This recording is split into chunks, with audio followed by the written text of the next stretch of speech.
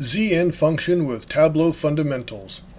The ZN function is just ZN plus an expression, and what it does is it converts nulls to zeros, or as I say, zero from null, or ZN.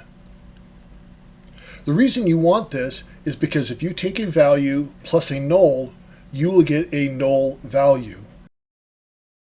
You can use it with a calculated field, it can be embedded in a broader formula, or you could have a broader calculation embedded in the ZN expression. Let me show you why this is important. We don't have ZN in this calculation here, and you can see we've got deliveries and rejections, and if we don't have any rejections where they're null, we don't have any quality, and as a result our ending quality is looks incorrect.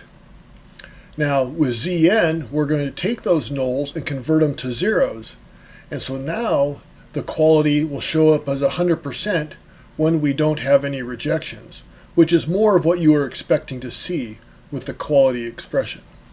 That's how ZN helps. It takes the nulls, converts them to zeros, which then allows you to use that in other calculations.